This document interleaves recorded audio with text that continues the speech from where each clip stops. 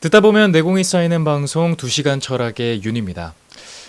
오늘은 보시다시피 약간 스튜디오 배경이 다르고 그리고 저 혼자만 촬영을 하고 있는데 저희가 지금 코로나 바이러스가 워낙 심해가지고 스튜디오 촬영을 조금 한 주 정도 미룰 예정으로 이렇게 진행을 했습니다. 요새 다들 아시다시피 굉장히 심각해진 상태고 또 게다가 제가 한 저번 주쯤에 조금 몸이 아파가지고 저도 확 걱정이 돼가지고 좀 쉬어야겠다 말씀을 드렸었거든요. 그리고 검사를 받아본 결과 다행히 음성 판정을 받고 이제 굉장히 완쾌된 상태지만 이번 계기로 조금 더 조심하면 좋겠다 싶어서 저희가 개인 촬영 그리고 개인 공부를 하기로 했습니다. 이 부분 양해해 주시길 바라겠습니다. 돌풀림이 없는 만큼 혼자서라도 제가 나머지 몫을 한번 잘 채워봐야 될 텐데 최선 다해 보도록 할게요. 자, 저희는 항상 마찬가지로 램프레이트의 서양 철학사 읽고 있고요. 오늘 제가 여러분들과 나눌 이야기는 제 12장 18세기의 프랑스, 여기서 이제 프랑스의 철학자들과 그리고 오늘 칸트에 대해서 집중적으로 이야기를 나눠볼 예정입니다. 자, 그 중에서 오늘은 먼저 18세기의 프랑스 철학자들, 이제 계몽주의에 관련된 간단한 이야기들부터 해보도록 할게요. 프랑스에서 18세기는 흔히 그 계몽주의라는 말을 썼던 시기라고 합니다. 여러분들도 한 번씩은 들어봤을 거라고 생각해요. 근데 이 계몽주의를 칸트가 이런 식으로 표현을 합니다. 자신이 인간이 다른 사람에게 굴종하는 것부터 이 굴종하는 것으로부터 해방되고 그리고 자신이 독립적으로 이성을 행사할 수 있는 조건이 준비가 된 것. 좀 말이 어렵죠? 좀 쉽게 생각하면은 다른 사람한테 지배받지 않고 내가 마음대로 이성적으로 살 수 있게 된 그런 배경, 이런 게 계몽이다. 뭐 이렇게 생각하면 될 것 같아요. 말들을 참 어렵겠습니다. 근데 이제 18세기에 이 계몽주의에서 한 가지 문제점을 짚어보자면 이 프랑스 사상가들을 중심으로 이루어졌는데 여기에는 그 사상의 통일이 없었다라고 합니다. 어떤 철학자는 이성을 최고의 가치로 평가했고 또 어떤 사람은 뭐 작용 그리고 뭐 감각 그리고 내 마음 혹은 뭐 기계적인 그런 세상 이런 것들을 최고로 여겼다. 그러니까 좀 통일이 안 됐다는 거죠. 그리고 오늘 여기서 가장 프랑스 철학자 중에서는 핵심적으로 다룰 인물이 아무래도 장자크 루소입니다. 이 루소는 그 인간의 감정, 인간성을 이성보다 더 높게 평가를 했어요. 큰 내용들은 아니지만 어떤 식으로 계몽주의가 이어졌고 루소는 어떤 입장을 취했는지 한번 알아보도록 할게요. 이 프랑스의 계몽주의는 5가지의 큰 흐름이 있었다고 합니다. 그러니까 다양하게 의견이 표시가 됐는데 자, 아무튼 그 큰 틀이 무엇이었는지 이렇게 설명을 하는데요. 첫 번째는 예전의 풍습을 안 좋게 보고 이것에 반항하는 그런 흐름이 있었다. 그리고 이러한 결과로 이렇게 휩쓸려가지 않고 이성을 중요시 생각했다. 이렇게 알면 될 것 같습니다. 이렇게 이성을 중요시 생각하는 것은 그 데카르트를 필두로 한 우리가 배웠었던 그 합리주의에 이렇게 영향을 받는다라고 생각하면 될 것 같아요. 그런데도 이것은 사실 그 뉴턴과 로크에게 더 많은 영향을 받았다고 합니다. 이 프랑스의 사상가 중에서 특히 볼테르라는 인물은 영국의 사상을 계몽주의의 모범으로 삼았었어요. 이게 조금 앞뒤가 헷갈릴 수가 있는 게 이성을 중시했었던 것은 사실 데카르트 합리주의 쪽이었는데 오히려 이 프랑스의 철학자들은 이성을 중시했었던 프랑스의 사상가들은 영국의 뉴턴과 로크를 더 영향을 받았다. 거기서부터 영향을 받았다라고 표현을 하는 거예요. 뭐 뉴턴은 인간의 이성을 사용해서 우리가 사건이 일어나는 모든 자연 법칙들, 뭐 물리적 법칙들을 발견할 수 있다고 생각했고 로크는 이성을 사용해서 우리 사회에 있는 모든 문제 그런 것들을 증명할 수 있고 법칙을 해결할 수 있다라고 생각을 했다. 이성에 대한 이 사상가들의 바람, 이런 소망은 본래 그 지배층, 권위층 이거에 대해서 반항하고 그러니까 대항하고 나의 개인적인 사색을 할 수 있는 이 권리 이런 것을 위해서 운동을 했던 것이다. 이런 거를 표현하고자 했던 것이다 라고 이야기합니다. 그래서 이것은 우리가 합리주의와 경험주의를 중심으로 했었던 가장 큰 논쟁은 사실 인식론이었는데 이분들은 그렇게 인식론을 근거로 삼아서 중요하게 생각은 하지 않았다라는 겁니다. 그냥 인식론은 하나의 그냥 뭐 기술, 테크닉 이 정도로만 바라봤다라고 해요. 아무튼 이러한 그냥 조류가 있었고요. 그리고 또 몽테스키 외, 이름이 몽테스키 외입니다. 몽테스키 외 맞을 거예요. 네, 좀 이름이 긴데 원래는 이 사람이 이제 로크의 정치학적 원리를 채택을 많이 했어요. 로크가 이제 삼권분립의 기초를 닦았고 삼권분립이라는 명칭과 거기에 탄탄한 구조를 조금 이 몽테스키웨가 같이 만들었다라고 생각하면 될 것 같아요. 로크한테 영향을 받은 거죠. 그래서 어쨌든 어느 국가에서나 널리 시행돼야 할 법률인 거잖아요. 이 삼권분립이. 그래서 이것은 감성으로만 호소할 수는 없고 이성에 의해서 작동이 되어야만 한다라는 거예요. 생각해보면 사실 당연한 거예요. 법이 감정에만 호소할 수는 없잖아요. 이성적으로 법률이 근거해야 되기 때문에 이 프랑스 사상가들은 합리론자, 경험론자처럼 인식론을 위해서 이성이니 뭐니를 따진 게 아니고 법을 위해서 우리의 법률, 사회적 체계를 위해서 이성을 쓰자라고 하는 겁니다. 자, 두 번째는 감각주의로의 경향이 널리 퍼져 있었다라고 이야기합니다. 이 데카르트는 합리론자였기 때문에 세상을 어느 정도 약간 그러니까 한 생명의 뭔가 고결함, 고귀함, 소중함 이런 거를 따지기보다 이게 다 각각의 뭔가 수학적인 원리들로 이루어진 거다 이렇게 생각을 했어요. 근데 로크는 반대로 이것들은 다 각자의 사물이 존재하는 거다. 이건 잘 존재하는 거다. 이런 식으로 생각을 했어요. 근데 이 프랑스의 사상가 볼테르는 인간과 다른 생물을 갈라보는 이 데카르트의 구별 이런 것이 되게 옳지 않다고 생각을 했대요. 벼룩이던가 벌레들도 사람 못지않게 영혼을 갖고 있고 불멸의 영혼 그리고 벌레도 사람과 마찬가지로 물질이다 이렇게 말을 했던 거죠.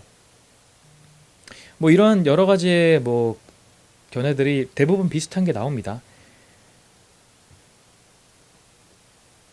그래서 다음으로 넘어가면 자연 속에 살아있고 의식적인 요소들은 언제나 항상 존재하는 게 맞으며 이 요소들이 서서히 함께 모여서 마침내 동물들과 사람들의 영혼을 형성하였고 다음에 사람은 이 단순한 요소들로부터 복합적 형태로의 점차적 이행이 이루어지면서 생각을 가지게 되었고 또 이 생각을 도덕률의 발달에 적용하였다. 사람은 누구나 쾌락과 고통에 대한 감수성을 가지고 있다. 대부분 이 전자를 추구하고 후자를 피한다. 그러니까 즉 쾌락을 추구하고 고통을 피한다는 거죠. 그런데 우리가 부를 수 있는 도덕률이라고 부르는 거는 경험이 사람들로 하여금 그들의 쾌락 추구를 믿도록 한 그런 확신된 감정들이다. 여기서 그래서 우리는 지적으로 잘 지도되는 교육을 통해 사람들을 훈련시켜야 하고 그에 따라서 도덕률을 판단할 수 있게 해야 된다. 그렇게 하면 우리는 높은 도덕적 목적을 가진 존재로 만들 수가 있다. 여러 가지 이야기가 나옵니다. 저는 사실 이것에 대해서 그렇게 크게 어떤 딱 와닿는 거는 모르겠는데 제 마지막 그냥 견해는 최종적으로 한번 좀 이따 이야기해 보도록 할게요.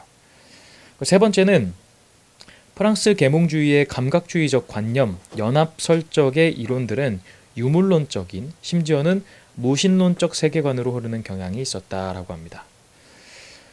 뉴턴의 사상에 가까웠었던 볼테르는 조금 이신론자라는 자신의 정체성을 그래도 만족을 했다고 해요. 그는 무신론자들을 좋게 여기진 않았었어요.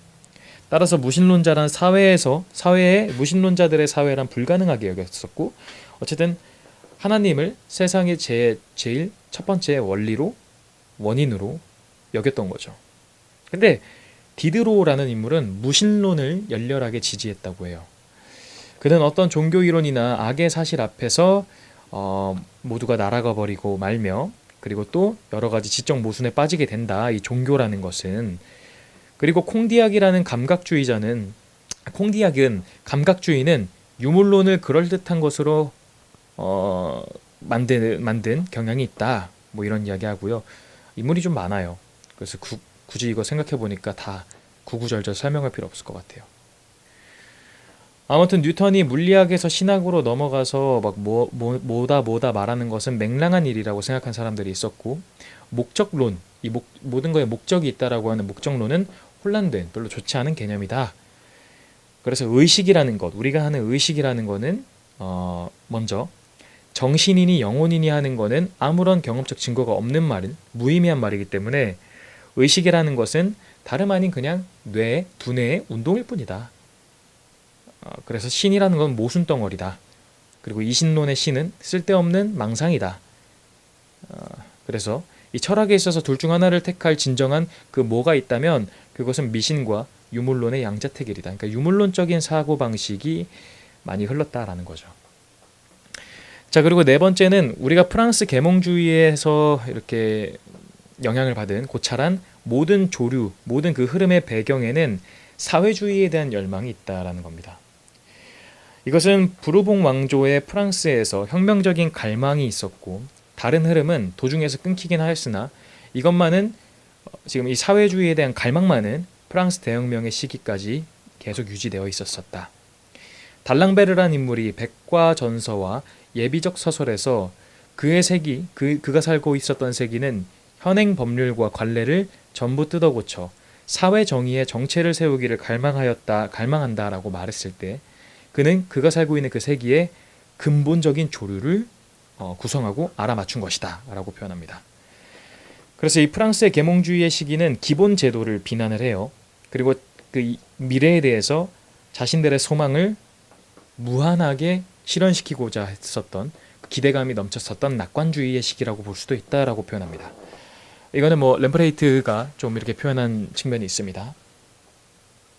자, 그 다음은 루소에 대해서, 오늘 이 계몽주의 철학자들의 가장 중요한 루소에 대해서 마지막 이야기를 해볼게요. 루소는 낭만주의라고 표현을 합니다. 여기서 그 루소의 낭만주의가 가장 독창적이기도 하고 프랑스 계몽주의의 가장 특별한 철학적인 무기다, 가장 특징이다라고 표현을 합니다. 재밌는 건 저도 이번에 알게 됐는데, 이 루소가 개인적인 인간관계에서는 조금 허영심도 있었다고 하고요. 뭐 성격도 급하고 뭐 많이 다투기도 했대요. 그런데 적어도 이건 맞았대요. 온 인류, 모든 사람에 대한 감상적인 사랑을 품고 있었다라고 합니다. 그래서 그는 유물론적인 그 냉정함을 싫어했었고요. 그리고 또 무신론적 인격, 이거에 대해서는 좀 무관심하다고 싶어서 무신론도 싫어했다고 합니다. 그가 살고 있었던 세기에는 대부분의 사상가와 마찬가지로 그 루소도 기본 질서에 대해서 적대심, 그리고 약간의 반항감, 저항감이 있었다고 합니다. 더 나은 세계를 만들기 위해서 근데 그는 이성이라는 작용이 아무 소용도 없다고 생각을 했어요. 이성은 너무나 일정해 있고 그리고 고정적이고 너무 약간 고리타분하다라고 생각을 해요. 사람들이 문명이라고 부르는 것들은 일련의 도덕적이고 지적으로 좀 어리석은 행동이고 어리석은 짓이고, 대부분의 사람들은 불가피하게 여기 문명에 속할 때 노예가 된다라고 표현을 합니다. 그렇게 자기의 입장을 서술해 나가면서 뭐 여러 가지가 나오는데, 루소는 예술과 학문은 모두 인간의 악덕에서 생긴다고 이야기합니다. 천문학은 미신에서 생기고요. 웅변은 야망과 아첨, 약간 아부던가 뭐 이런 것에서 생기고, 그리고 기하학은 탐욕에서 생기고, 물리학은 게으른 호기심에서, 도덕 철학은 잘난 생각에서 생긴다. 그래서 문명은 많은 악으로부터 되게 그런 기질들이 많다. 왜냐면 아까 말했던 것처럼 예술과 학문은 모두 인간의 약간 부정적, 악한 마음에서 더 생겨난다고 표현을 했죠. 근데 사람들이 이성의 여러 관계에 의하여 미루가 거기에 너무 몰두하기 전에는 그들은 정말 순수한 감정으로 서로 사랑도 했고 신을 사랑하기도 했고 주변의 자연도 사랑을 했고 동물들도 사랑했고 정말 평화롭게 사랑을 했다. 자연의 아름다움을 만끽했다 이렇게 표현합니다. 그가 논문을 쓴 뒤에 여러 가지 명성을 많이 얻고 그리고 사회에 관해서 이제 자신의 이제 의견을 펼칩니다. 그게 그 다음 논문인 아주 유명한 인간 불평등 기원론이에요. 저도 이거는 처음에 장제크 루소를 대표하면은 뭐 이 이야기를 가장 많이 하더라고요. 이 인간 불평등 기원론에서 루소는 자신의 그 주장에 대해서 여러 가지 중요한 제한을 가하였습니다.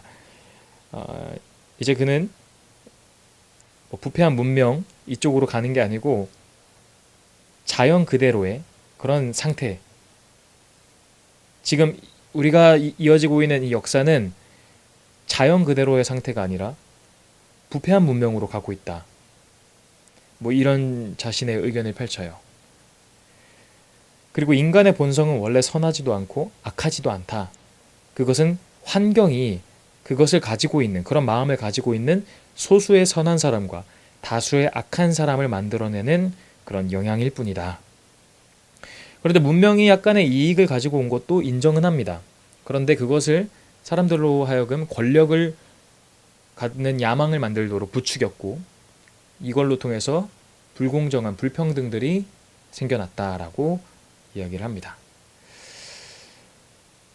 초기의 논문들에서 루소는 이 악한 것들의 조건들을 없애는 방법으로서 이렇게 크게 뭔가 시사하지 않았었는데 그가 이제 그것들을 처음에는 제시 안 했다가 나중에 더 긴 저작을 내요. 그게 사회계약론입니다. 이것도 좀 유명한 책이죠. 이 책에서 이런 주장을 합니다. 사람은 자유로운 몸으로 태어났으나 어디에서나 그는 사슬에 매여 있다. 그러니까 인간은 자유롭긴 하나 어딘가에 묶여 있다라고 표현을 하는 거죠. 그리고 인간이 당면하고 있는 문제는 어떻게 야만 상태, 그 자연 상태로 돌아가는 것이 아니라 모두의 이익, 인민의 이익을 위하여 정부를 어떤 식으로 통제할 것이냐라고 표현을 합니다. 육체적인 힘, 권력, 이런 완력은 없어져야 되고 도덕적 행위가 등장을 해야 됩니다. 이 위대한 목적, 이것을 이루기 위해서는 인민의 주권, 우리 각각의 주권을 국민의 주권을 인정하냐 하지 않느냐에 따라 달려있다라고 합니다. 그러나 이 사회 안에서 그들이 법의 자유의 밑에 들어가기를 갈망하는데 이 사회 안에서 그 사회가 공정한 사회일 때 사람은 새로운 여러 가지의 흥미 그리고 인격의 발전, 자기의 참된 자아 실현 그리고 여러 가지 의식을 가진다고 하는데 뭐 이게 쉽지는 않다라고 이야기는 하는 거죠. 우리가 일반적으로 의지의 개념이라고 문제를 삼았었던 것은 루소에게도 조금 고민거리였다라고 해요. 그래서 이 사람은 이제 일반 투표에서 표시된 다수의 의지와 일치하지 않는 경우가 있으나 이것과 똑같은 것은 아니다. 어떤 다수의 결정을 일반 의지에 표시하는 것은 그 다수를 구성하는 투표자들의 수요가 아니라 그 투표자들에 의한 그 사회적 집단 전체의 공동이익의 인정이다. 뭐 다수의 의견들을 말하는 거죠. 일반 의지와 감정이 흐르기 쉬운 다수의 결정, 이 관계는 마치 개인에 있어서 도덕적 행위와 당돌한 그 충동, 이거의 관계와 같다. 다수가 결정하는 것은 두 정책 사이를 왔다 갔다 하는 경우의 수가 많다. 그러나 일반 의지라는 것은 한결같고 불변하며 또 순수하다. 하지만 루소는 왕이나 세습적 귀족이 지배하는 정부보다는 일반 민중이 그 국민투표에 의해서 정부가 하는 게 훨씬 더 낫다. 이런 정부가 더 낫다라는 겁니다.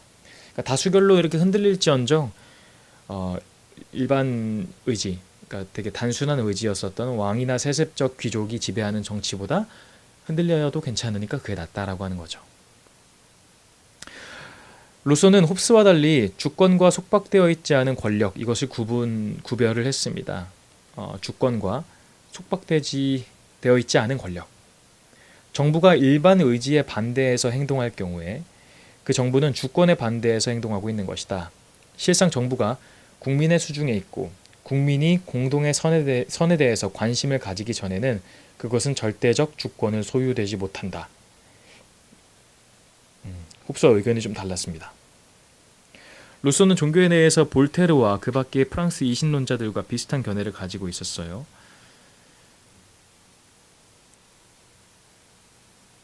루소는 그리고 하나님의 능력은 제한이 되어 있다라고 믿었고 자연에서 일어나는 대부분의 일이 하나님에게 책임이 있는 건 아니다라고 이야기를 하고요.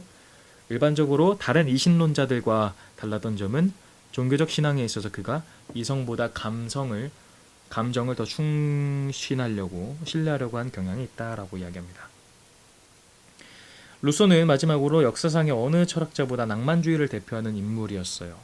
그가 물론 약간 원시적인 생활, 자연적인 생활을 이상적인 것으로 표현을 하긴 했으나 언제까지나 이것들을 이상화, 이거를 최고로 여겼던 거는 아니에요. 이렇게 꼭 가야 된다고 주장했던 것도 아니고요. 그런데 이성적 판단에 반대해서 감정에 호소한 것은 사실입니다. 낭만주의가 대부분 그러잖아요. 그 음악 클래식에서도 마찬가지지만 이성에 너무 충실해서 우리가 감정을 잃어버리는 것을 반대하는 그 경향이 있기 때문에 그런 걸 호소한 것은 사실이라고 합니다. 그가 이성을 불신했던 까닭에 한 번도 진실되고 신뢰할 만한 감정과 헛되고 공상적이고 혹은 악의에 찬 감정과 이것을 구별하는 기준을 시사조차 할 수 없었다.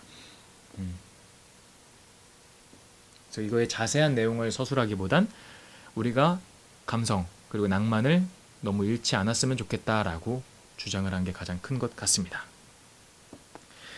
자, 이렇게 프랑스 계몽주의 철학가들에 대한 이야기를 해봤는데 사실 제가 이것에 대해서는 막 다 하나하나 외우듯이 이해하지는 않았었어요. 왜냐면 이 다음에 이제 칸트 이야기를 할 거잖아요. 근데 칸트가 너무 어려워서 칸트에 집중 투자하는데 머리를 다 썼습니다. 그렇다고 해서 공부를 안 한 건 아닌데 제가 생각하기에는 좀 역할 분담을 좀 나눴었고 제 생각에는 그냥 이 시대적 흐름만 알고 있으면 된다 생각하고 내용이 그렇게 많지가 않습니다. 그래서 이 18세기 철학가들, 프랑스 철학가들은 어떤 흐름을 갖고 있었는가 여러분들이 이 정도만 파악하면 될 것 같아요. 자, 다음은 비로소 오늘의 보스 몬스터입니다. 490쪽에 드디어 임마누엘 칸트가 나옵니다. 진짜 제가 칸트 때문에 정말 많이 고생을 했어요. 자, 아무튼 이번 프랑스 사상가들에 대한 내용은 이 정도로 정리하고 저는 칸트에 대한 내용으로 다시 이야기 시작해 보도록 하겠습니다.